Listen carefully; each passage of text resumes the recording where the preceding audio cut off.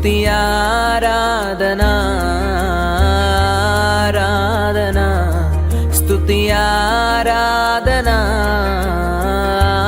ఆరాధనా స్తుతి ఆరాధనా.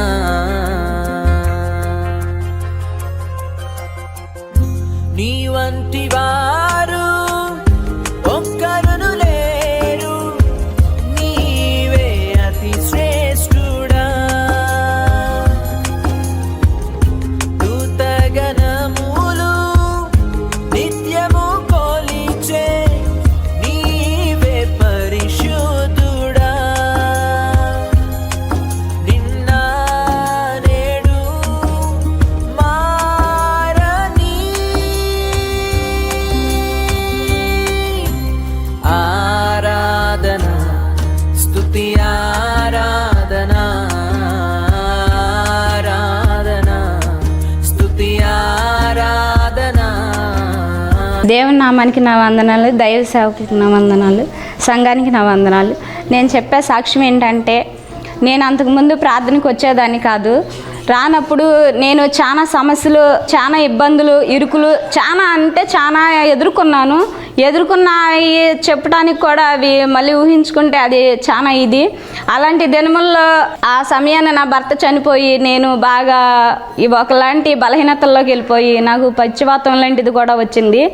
ఇక నేను లేచి తిరగలేనని మా అమ్మ, మా నాన్న, మా కుటుంబ సభ్యులందరూ కూడా అలాగే అనుకున్నప్పటికీ కూడా నా సమస్యల్లో చాలా అంటే చాలా సార్లు కూడా అన్నయ్య వచ్చి ప్రార్థన చేయటం, ఆయన తర్వాత నేను లేచి మరలానైనా నేను దేవుని సన్నిధిలో కొంచెం వస్తున్నా కానీ పూర్తిగా అంగీకరించలేకపోయాను. మరలా ఇంకొకసారి కూడా మళ్ళీ అలాంటి ఇబ్బంది నాకు కలిగినప్పుడు అన్నయ్య వచ్చి మళ్ళీ ప్రార్థన చేసి ఇక నువ్వు దేవుని పరిపూర్ణంగా అద్దుకోవాలి, పట్టుకోవాలి అని చెప్పినప్పుడు అయినా బుర్రకు ఎక్కించుకోకుండా నిర్లక్ష్యంగానే నడిచినప్పుడు ఇంకా శ్రమలు పడతానే ఉన్నాను.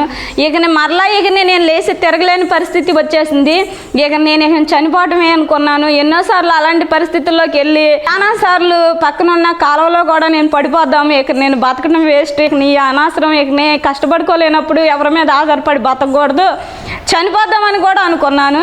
అలాంటి స్థితిలో మరి ఒకసారి దేవుడు అన్నయ్య ద్వారా మరలా మాట్లాడినప్పుడు ఇక నువ్వు రక్షణ తీసుకోవాలరా, ఇక నువ్వు నిలబడాలరా అని అంటే నేను ఇక అన్నయ్య మాటను తోసేయలేకోకుండా నేను రక్షించబడ్డాను. అప్పటి నుంచి కూడా నేను ఎప్పుడైతే పరిపూర్ణంగా 4 సంవత్సరాల మట్టి నేను పూర్తిగా దేవుడిని అద్దుకున్నాను. ఈ రోజుకి నా ఏ స్థితిలోనైనా తండ్రి అసలు నన్ను విడిచిపెట్టుకోకుండా నా పరిస్థితులు ఈ రోజు నాకు ఎవరికైనా నేను ఇచ్చే స్థితిలోనే ఉంచాడు, కానీ దేవుడు నన్ను తీసుకునే స్థితిలో ఉంచలేదు.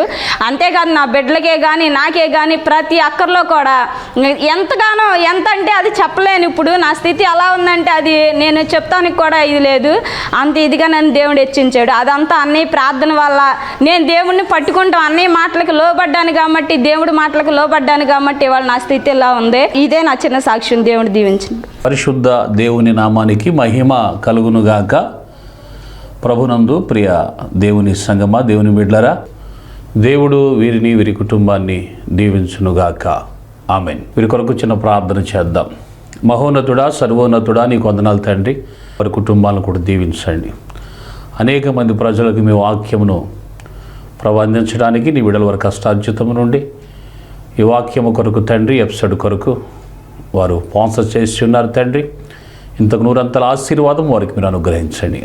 ఆరోగ్యము, అష్టైశ్వర్యములు, సమృద్ధి వారికి మీరు దయచేయండి. వారు కోరుకున్న ప్రతి కోరికను మీరు నెరవేర్చండి. యేసు నామములో ప్రార్థిస్తున్నాను తండ్రి. ఆమెన్. అందరూ చప్పట్లు కొట్టాలి.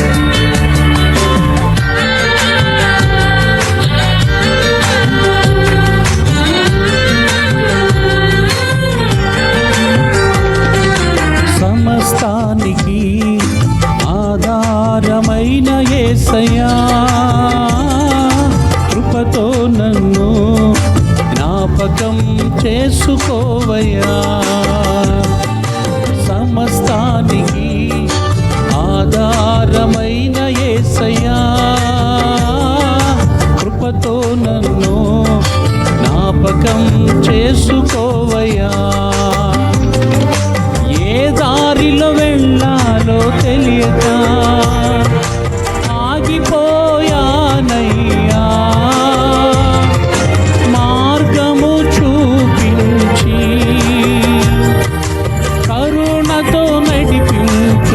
యేసయ్యా సమస్తానికి ఆధారమైన యేసయ్యా కృపతో నన్ను జ్ఞాపకం చేసుకోవయ్యా. పరిశుద్ధ దేవుడా నీకే స్తుతులు నాయనా. ప్రభా నువ్వు మా పక్షంగా ఎన్నో కార్యాలు చేస్తూ నేటి వరకు మా జీవితంలో మమ్మలను మీరు నడిపిస్తున్నామను బట్టి మీకు కృతజ్ఞతలు నాయనా.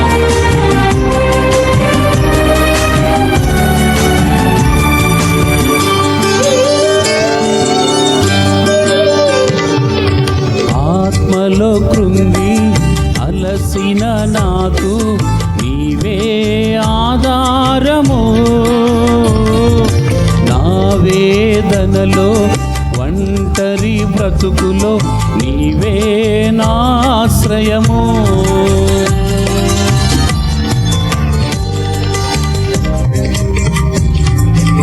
ఆత్మలో కృంగి అలసిన నాకు నీవే ఆధారము, నా వేదనలో ఒంటరి బ్రతుకులో నీవే నా ఆశ్రయము. మార్గము చూపించి కరుణతో నడిపించు యేసయ్యా, మార్గము చూపించి కరుణతో నడిపించు యేసయ్యా. పరిశుద్ధ దేవుని నామానికి మహిమ కలుగునుగాక. ప్రభు నామములో మీ అందరికీ షలోం, మీ అందరికీ సమాధానం కలుగునుగాక. దేవుని వాక్యము కొరకు మనం అందరము ప్రార్థన చేసుకుందాం.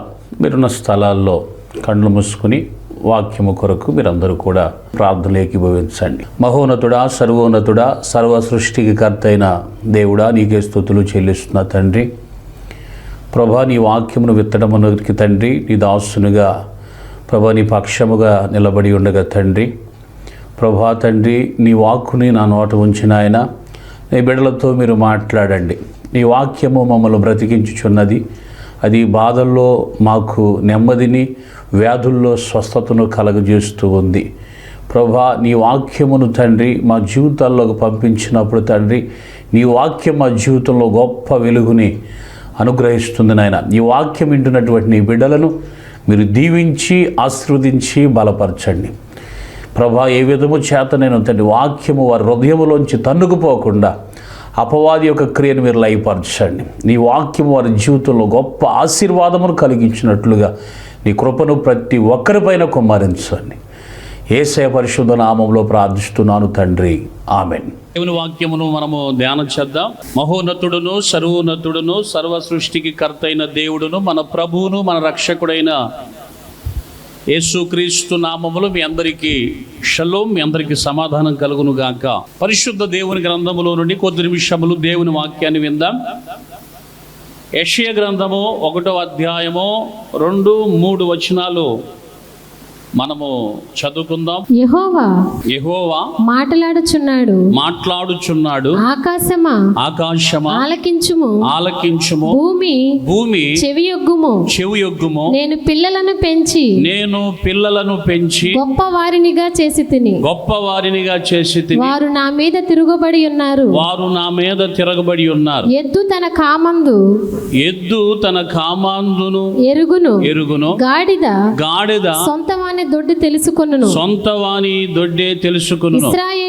ఇశ్రాయేలుకు తెలివి లేదు, నా జనులు యోచింపరు. స్తుతి కలుగును గాక. పిల్లరా, చదవబడినటువంటి వాక్యమును మనము కొద్ది నిమిషములు ధ్యానం చేద్దాం. ఇక్కడ మనం తీసుకోవాల్సినటువంటి అంశం ఏంటంటే, ప్రియరా వారు నా మీద తిరగబడి ఉన్నారు. యెహోవా మాట్లాడుచూ ఉన్నాడు. ఎవరితో మాట్లాడుతూ ఉన్నాడంటే ఆకాశముతోనూ భూమితో దేవుడు మాట్లాడుతూ ఉన్నాడు. ఏమని చెప్తున్నాడు ఆకాశానికి భూమికి దేవుడు అంటే, ఆకాశమా ఆలకించుము, భూమి చెవియొగ్గుము. నేను పిల్లలను పెంచి గొప్పవారినిగా చేసి తిని వారు నా మీద తిరగబడి ఉన్నారు అన్నారు. స్తోత్రం కలుగును గాక. పిల్లరా, ఈరోజు ఈ తిరుగుబాటు అనేటువంటి విషయాన్ని మనం జ్ఞాపకం చేసుకుందాం. తిరుగుబాటు ఈరోజున ఎక్కడ చూసినా తిరుగుబాటు జరుగుతూ ఉంది. పిల్లలు తమ తల్లిదండ్రులపై తిరుగుబాటు చేస్తూ ఉన్నారు. ప్రియమైన బిడ్డరా, ఎక్కడ చూసినా తిరుగుబాటు జరుగుతూ ఉంది. కుటుంబాల్లో తిరుగుబాటు, సంఘాల్లో తిరుగుబాటు, సమాజంలో తిరుగుబాటు. తిరుగుబాటు అనేటువంటి క్రియ చాలా భయంకరమైన క్రియ. తిరుగుబాటు అనే క్రియ దేవుని దృష్టికి చాలా చాలా చాలా వ్యతిరేకమైనటువంటి క్రియ. గమనించాలి. బైబిల్ గ్రంథంలో మనం చూసినప్పుడు ఒక తండ్రి ఉన్నాడు. ఆ తండ్రికి 2 కుమారులు ఉన్నారు. దీని బైబిల్ గ్రంథం ఏం చెప్తుందనంటే, తప్పిపోయిన కుమారుడు అని బైబిల్ గ్రంథంలో ఈ వాక్యాన్ని లిఖించడం జరిగింది. ఒక తండ్రికి 2 కుమారులు ఉన్నారు. ఆ తండ్రి చాలా అల్లారు ముద్దుగా వారిద్దరిని బాగా పెంచారు. పెద్దవాడిని ఎలా పెంచాడో చిన్నవాడిని కూడా అంతే ప్రేమగా తండ్రి పెంచారు. వారిద్దరూ పెరిగి పెద్దవారు అవుతున్నారు. చిన్న కుమారుడు అయితే తండ్రి దగ్గరే పెరుగుతున్నాడు, కానీ అతడు లోకంతో సహవాసం చేస్తా పెరుగుతూ ఉన్నాడు. బైబిల్ గ్రంథం ఏం చెప్తుందనంటే, మొదటి సమూయేలు గ్రంథము 15వ అధ్యాయములో 23వ వచనాన్ని ఒకసారి మనం చూడగలిగితే, అక్కడ దేవుడు సమూయేలు ప్రవక్త ద్వారా దేవుడు సౌలు రాజుకి ఒక వర్తమానం పంపించాడు. ఆ వర్తమానంలో దైవజనుడైనటువంటి సమూయేలు సౌలుతో ఇలా మాట్లాడుతూ ఉన్నాడు. ఏమని మాట్లాడుతున్నాడు ఒకసారి మనం బైబిల్ గ్రంథంలో చదువుదాం. మొదటి సమూయేలు గ్రంథము 15వ అధ్యాయము 23వ వచనం. తిరుగుబాటు చేయుట సోది చెప్పుటయను పాపముతో సమానము. మూర్ఖతను అగపరచుట మాయా విగ్రహము గృహదేవతలను పూజించుటతో సమానము. యెహోవా ఆజ్ఞను నీవు విసర్జించితివి గనుక నీవు రాజుగా ఉండకుండా ఆయన నిన్ను విసర్జించెననగా. చాలు, స్తుతి కలుగునుగాక. అంటే తిరుగుబాటు అంటే అసలు ఏంటి? తిరుగుబాటు అంటే అసలు దానికి అర్థం ఏంటి?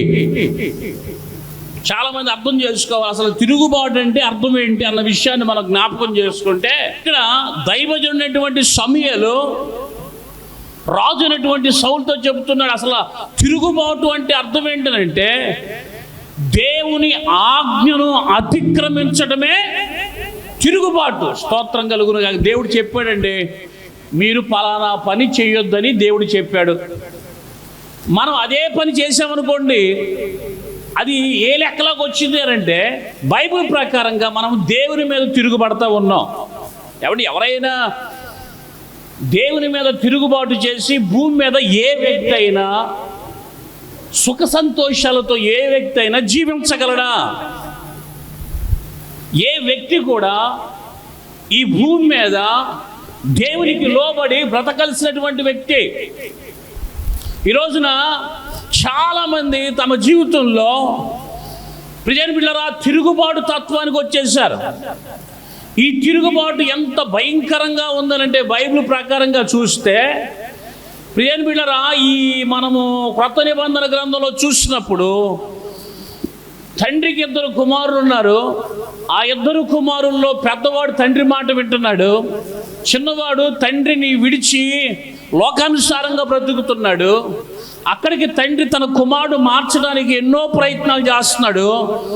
కానీ ఆ చిన్న కుమారుడు తండ్రి మాట వినకుండా చివరాఖరికట తన తండ్రి దగ్గరికి వచ్చి, ఇదిగో నేను విదేశాలకు వెళ్ళాలి, అక్కడ నేను వ్యాపారాలు చేయాలి, అక్కడ నేను ఆస్తులు సంపాదించాలని చెప్పి తండ్రి దగ్గరికి వచ్చి తనకు రావాల్సినటువంటి ఆస్తి భాగాన్ని పంచిపెట్టమని అడిగాడు. పాపం అడిగినప్పుడు తండ్రి తనకు రావాల్సినటువంటి భాగాన్ని పంచిపెట్టి ఇచ్చాడు. నాకు తెలుసు అనుకుంటా, నిజంగా ఆ చిన్న కుమారుడు వచ్చి తండ్రిని అడిగినప్పుడు ఆ తండ్రి అని ఉంటాడు, నానా అయ్యా ఇదిగో సమాజం మంచిది కాదు, ఇదిగో బయటికి వెళితే నువ్వు బ్రతకడం చాలా కష్టం, ఇదిగో అని చాలా హెచ్చరికలు ఇచ్చి ఉంటాడు. కానీ తన బలవంతాన్ని బట్టి, చిన్న కుమారుడు బలవంతాన్ని బట్టి తండ్రి తనకు రావాల్సినటువంటి భాగాన్ని పంచిచ్చేశాడు. ఆ భాగాన్ని తీసుకుని వెళ్ళి విదేశాలకు వెళ్ళాడు. ప్రియని బిడ్డలారా, విదేశానికి వెళ్ళి తను అప్పటికే రకరకాల వ్యసనాలకు బానిస అయిపోయి ఉన్నాడు. ప్రియని బిడ్డలారా గమనించండి, అక్కడికి వెళ్ళాడు, స్నేహితులు ఎక్కువైపోయారు. మీకు తెలుసు లేదో, బెల్లం ఉన్న చోట ఈగలు ఉన్నాయి. ప్రియని బిడ్డలారా, డబ్బు ఉంటేనే ప్రియని బిడ్డలారా మన చుట్టూ జనం ఉంటారు. డబ్బు లేకపోతే మన చుట్టూ ప్రియని బిడ్డలారా ఎవరు కూడా ఉండరు.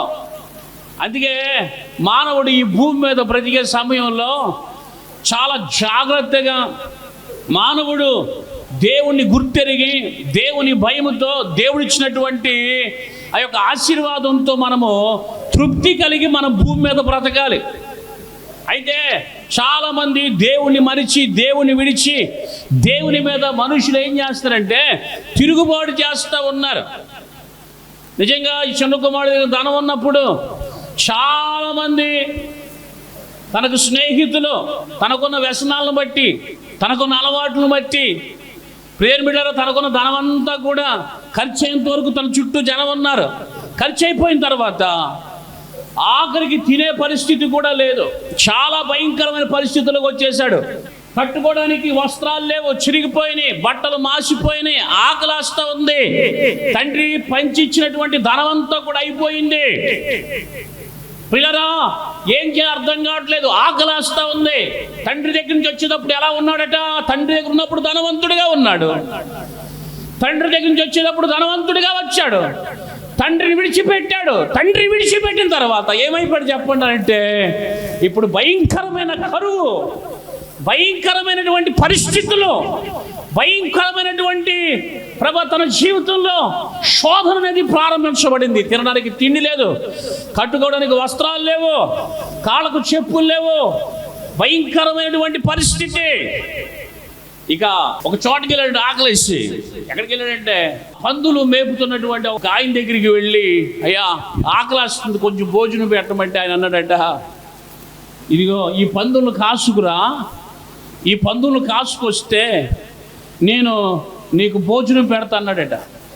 పందులు తినడానికి పట్టు ఉంది అక్కడ, పందులు పొట్టు తింటున్నాయి కానీ తినడానికి ఆహారం లేదు. ఆ పందులు తినే పట్టు తిని కడుపు నింపుకుందాం అనుకున్నాడు. కానీ ప్రియులు గమనించాలి, పందులు తినే పట్టు తిని కడుపు నింపుకుందాం తనకు ఒక ఆలోచన వచ్చిందంట. ఏంటంటే తెలుసా, నా తండ్రి ఇంట్లో అనేక మంది పనివాళ్ళు ఉన్నారు, నా తండ్రి ఇంట్లో అనేక మంది పనివాళ్ళు ఉన్నారు, ఇదిగో నా తండ్రి మీద నేను తిరగబడి, నా తండ్రి మీద నేను తిరుగుబాటు చేసి నాకు రావాల్సిన భాగమును పంచిపెట్టమని తండ్రి సంపాదించిన సంపాదనలో ఆ సంపాదన తీసుకుని వచ్చి ఇక్కడ నేను ఖర్చు పెట్టాను. అయితే ఒక ఆలోచన ఏంటి తెలుసా, నా తండ్రి ఇంట అనేక మంది పనివాళ్ళు ఉన్నారు, నేను అక్కడికి వెళ్తాను, వెళ్ళి నా తండ్రి దగ్గరికి వెళ్ళి అంటాను, నానా ఇదిగో తప్పు చేశాను, నీ కొడుకుగా ఉండడానికి అర్హుడిని కాదు, ఇదిగో నీ పని వాళ్ళల్లో ఒక పనివాడిగా నేను ఉంటాను నానా, నాకు అవకాశం అని చెప్పేసి తండ్రి దగ్గరికి వెళ్ళి కాలం పడదాం అనుకున్నాడట. బయలుదేరి తండ్రి దగ్గరికి వచ్చాడట. తండ్రి అంత దూరం నుంచి చూశాడు, తన కుమారుడు తీవ్రావడం చూసి పరిగెత్తుకుని వెళ్ళి తండ్రి ప్రియని బిడ్డరా మెడ మీద పడి ముద్దు పెట్టాడంట. స్తోత్రం కలుగును. అంటే తప్పిపోయిన కుమారుడు తిరిగి వస్తే ఆ తండ్రి తన కుమారుని హత్తుకున్నాడు. అంటే ఒకప్పుడు ఏం చేశాడు కుమారుడు, ఏం చేశాడు, తండ్రి మీద తిరుగుబడి నాకు రావాల్సినటువంటి భాగాన్ని నాకు ఇస్తే కానీ పోట్లాడి ఆ యొక్క ధనాన్ని తీసుకుని బయలుదేరి దేశాంతరం వెళ్ళి తనకున్న ధనమంతా కూడా హెచ్చించేసి పోగొట్టేసుకున్నాడండి. కానీ తండ్రి దగ్గరికి వస్తే తండ్రి తను విడిచిపెట్టాడా? తండ్రి తను విడిచిపెట్టలేదట. ఏం చేసి తెలుసా? తండ్రి దగ్గర తీసుకున్నాడు. అప్పటికి తన ఒంటి మీద వస్త్రాలు మాసిపోయినాయి, చింపురు జుట్టు, చిరిగిపోయిన బట్టలు, మాసిపోయిన గెడ్డం, వాళ్ళంతా కూడా చాలా భయంకరమైన పరిస్థితులు. కానీ తండ్రి దగ్గర తీసుకుని ముద్దు పెట్టుకుని స్నానం చేయించి మంచి వస్త్రాలతో తను అలంకరించి 10 ఏళ్లకు 10 ఉంగరాలు తొడిగించి తన కాళ్ళకు చెప్పులు తొడిగించి ఆ యొక్క ప్రాంతం అంతటిని పిలిచి గొర్రెపోతులను కోసి భోజనాలు పెట్టి తన సంతోషాన్ని వ్యక్తపరిచాడు. స్తోత్రం కలుగును గాక. ప్రియని బిడ్డరా, దేవుని ప్రేమ చాలా గొప్పది. అదే ప్రస్తావన తీసుకొస్తూ ప్రియని బిడ్డరా, యెహోవా మాట్లాడుచు ఉన్నాడు. ఏమో తెలుసా? ఆకాశమా ఆలకించుము, భూమి చెవియొగ్గుము. చూడండి, నేను పిల్లలను పెంచి గొప్పవారిగా చేశాను, వారు నా మీద తిరగబడుతూ ఉన్నారు. ప్రభు అంటున్నారు, నా మీద నా ప్రజలు తిరగబడతా ఉన్నారు, నా ప్రజలు నా మీద తిరుగుబాటు చేస్తూ ఉన్నారు. కింద వచ్చిన అంటాడు, ఎద్దు తన కామాందు నెరుగును, గాడిద సొంత దొడ్డి తెలుసుకొను, ఇశ్రాయేలుకు తెలివి లేదు, నా జనులు యోచింపరు. స్తోత్రం కలుగును గాక. ఎద్దుకంట తన యజమాని ఎవరో తెలుసు, గాడిదికి తన సొంత దొడ్డేదో తెలుసు. దేవుని పిల్లలు దేవుణ్ణి మర్చిపోతున్నారు. దేవుని ఆజ్ఞను, దేవుని కట్టడలను మనుషులు మర్చిపోయి దేవుని ఆలోచనను, దేవుని యొక్క ఉద్దేశాన్ని మనుషులు మర్చిపోతున్నారు. ఏమండి, మనం చదివిన వాక్యములో ఈ మొదటి సమూయేలు 15వ అధ్యాయములో సమూయేలు సౌలుతో చెప్తున్నాడు. తిరుగుబాటు అనేది ఎంత భయంకరమైనదో అక్కడ సమూయేలు సౌలుతో చెప్తున్నాడు. ఏ పాపంతో సమానం అంటే సోది చెప్పుట అనే పాపముతో సమానం. తిరుగుబాటు ఎంత భయంకరమైనదంటే, తిరుగుబాటు అనేది ఈ రోజున మనిషి యొక్క జీవితంలో నెమ్మది లేని పరిస్థితులను తీసుకొస్తా ఉంది. చూడండి, ఎక్కడ చూసినా తిరుగుబాటు. గ్రహించని జనం, మాట విని జనం, దేవుని ఆలోచనని లక్ష్య పెట్టినటువంటి జనం. Praise the Lord. గట్టిగా స్తోత్రం చెబుదాం. అసలు సమూయేలు ఎవరు, సౌలు ఎవరు అని అంటే, సౌలు రాజు, సమూయేలు దేవుని ప్రవక్త, ఇశ్రాయేలు ప్రజలకు న్యాయాధిపతిగా ఉన్నాడు. సౌలు దగ్గరికి ఒక వర్తమానము దేవుని చేత పంపబడింది. కారణం ఏంటో తెలుసా? సౌలు దేవుని ఆజ్ఞను అతిక్రమించాడు. ఏం అతిక్రమించాడు చెప్పండి? బైబిల్లో కొన్ని ఆజ్ఞలు ఉన్నాయి. మీరు 6 రోజులు కష్టపడాలి, 6 రోజులు కష్టపడిన తర్వాత 7 రోజు మీరు దేవుని సన్నిధికి రావాలి. ఇది దేవుని ఆజ్ఞ. ప్రభు వాక్యం చెబుతా ఉంది, నిన్ను వల్ల నీ పొరుగు వాడిని ప్రేమించాలి, దొంగతనం చేయొద్దు, నరహత్య చేయొద్దు, వ్యభిచారం చేయొద్దు, నీ పొరుగు వానిది ఏది ఆశించొద్దు, నేను తప్ప నీకు వేరొక దేవుడు ఉండకూడదు, ఆకాశం అందే గాని, భూమి ఎందే గాని, భూమి కింద ఉన్నటువంటి నీళ్ల ఎందే గాని, దేనినైనను, దేని రూపమైనను, దేని పోలికనైనను నువ్వు చేసుకొనకూడదు, వాటిని సాగిల పడకూడదు, వాటికి నమస్కరింపకూడదు. నేను రోషము కలిగిన దేవుణ్ణి. Praise the lord. హల్లెలూయా. దేవుడు చెప్పాడు, ఆజ్ఞ అతిక్రమమే పాపం.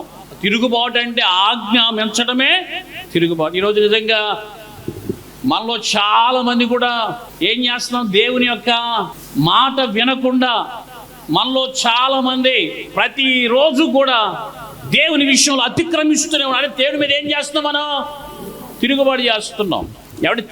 దేవుని మీద తిరుగుబాటు చేసి మనలో ఎవరైనా కూడా సుఖంగా మనం ఉండగలమంటారా?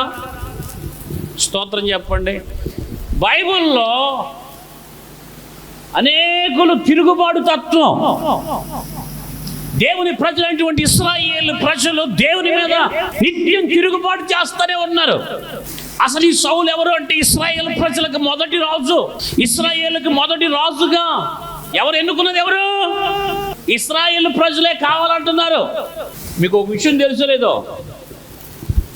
ఐగుప్తు దేశంలో ఉన్నప్పుడు ఇశ్రాయేలుకు రాజు ఎవరో తెలుసా? ఐగుప్తు రాజు ఫరో. ఇశ్రాయేలు ప్రజలకు రాజు ఉన్నాడా? మన రాజు ఎవరండి? ఒక ఆయన ఓ పాట రాశారు, రాజులు మనకెవ్వరు లేరు, శూరులు మనకెవ్వరు లేరు, సైన్యములకు అధిపతి అయినా యెహోవా మన అండ, యుద్ధము యెహోవాదే, యుద్ధము యెహోవాదే. హల్లెలూయా. రాజులు మనకు లేరు, శూరులు మనకు లేరు. ఇశ్రాయేల్ ప్రజలకు రాజు ఎవరు చెప్పాలి. మీకు విషయం చెప్తానండి. ఐగుప్తు దేశంలో ఇశ్రాయేల్ ప్రజలు దాదాపుగా 400 సంవత్సరాలు ఇశ్రాయేల్ ప్రజలు ఐగుప్తు రాజైనటువంటి ఫరోకి వారు బానిసలుగా ఉన్నారు. ఐగుప్తు దేశంలో వారు బానిసలుగా ఉన్నప్పుడు ఇశ్రాయేలీలు దేవునికి మొరపెట్టారు. మొరపెడితే దేవుడు ఇశ్రాయేలు ప్రజలను ఐగుప్తు దేశంలో నుండి బయటికి తీసుకొచ్చాడు. మనమందరము ప్రార్థన చేసుకుందాం. మహోన్నతుడా, సర్వోన్నతుడా, సర్వ సృష్టికి కర్త అయిన దేవుడా, నీకే స్తుతులు చెల్లిస్తున్న తండ్రి. ఇప్పుడు దాకా వాక్యము ద్వారా నీ బిడ్డలతో మీరు మాట్లాడి ఉన్నారు తండ్రి. ఏ బిడ్డ ఎటువంటి సమస్యల చేత ఇబ్బందులు పడుతున్నారు తండ్రి, ప్రతి బిడ్డను మీరు దీవించి వారికి ఉన్న సమస్యల చేత విడిపించి వారిని మీరు బలపరచండి. చీకటి శక్తుల చేత పీడించబడుచున్నారా, ఇప్పుడే విడుదల కలుగునట్లుగా సంపూర్ణమైన ప్రభా స్వస్థత వారు పొందుకున్నట్లుగా ఇప్పుడే తండ్రి ప్రభా నీ యొక్క నామముతో తండ్రి ప్రభా ఈ శక్తి కలిగినటువంటి నీ అభిషేకమును వారి మీద రిలీజ్ చేస్తూ ఉన్నాము తండ్రి. ఇప్పుడే తండ్రి నీ బిడ్డల్ని కార్యము చూసినట్లుగా సహాయం దయచేయండి. వ్యాధులు, బాధలు, సమస్యలు, ఇరుకులు, ఇబ్బందులు వారికి ఉన్న సమస్య ఎటువంటిదైనా సరే ఇప్పుడే వారు విడుదల పొంది నీ కార్యము చూచినట్లు కృప దయచేయండి. ప్రతి ఒక్కరికి తండ్రి సమాధానము, నెమ్మదిని మీరు అనుగ్రహించమని యేసయ్య పరిశుద్ధ నామములో ప్రార్థిస్తున్నాను తండ్రి. ఆమెన్. ఇప్పుడు మన తండ్రి దేవుని ప్రేమయు, ప్రభు అయిన యేసుక్రీస్తు వారి కృపయు, పరిశుద్ధ దేవుని యొక్క సహవాసము, సహకారము, ప్రభు దీవెనలు సదాకాలము మీ అందరికీ తోడయుండునుగాక. ఆమెన్. యేసు రక్తమే జయము, శిలువ రక్తమే జయము, అపవాదికి నాశనం. యేసు క్రీస్తు వారి శ్రేష్టమైన నామమునకు మహిమ, ఘనత, ప్రభావములు కలుగునుగాక. మీ అందరికీ ప్రభునామములో షాలోం. మీ అందరినీ దేవుడు దీవించునుగాక. మీ అందరికీ సమాధానము కలుగునుగాక. God bless you all. మీ ప్రార్థన అవసరతల కొరకు మీరు సంప్రదించవలసినటువంటి మా చిరునామా కృష్ణా జిల్లా పామరు మండలం అడ్డాడ పోస్ట్. మా సెల్ నంబర్ 9666971157. మీ సమస్య ఏదైనా, మీ బాధ ఎటువంటిదైనా మీ కొరకు ప్రార్థించడానికి దైవజనులు సిద్ధంగా ఉన్నారు. చీకటి శక్తుల చేత పీడించబడుతున్నారా? ఆర్థికమైన ఇబ్బందులు పట్టి మిమ్మల్ని పీడిస్తున్నాయా? గర్భఫలములు లేక ఇబ్బంది పడుతున్నారా? కోర్టు సమస్యల చేత ఇబ్బంది పడుతున్నారా? మీ సమస్యలు ఏవైనా సరే దైవజనులు ప్రార్థించగా అనేకమైన అద్భుతాలు దేవుడు జరిగిస్తూ ఉన్నారు. దైవజనులు చేసే ప్రార్థనలో మీరు ఏకీభవించి దేవుని ఆశీర్వాదాలు పొందుకోండి.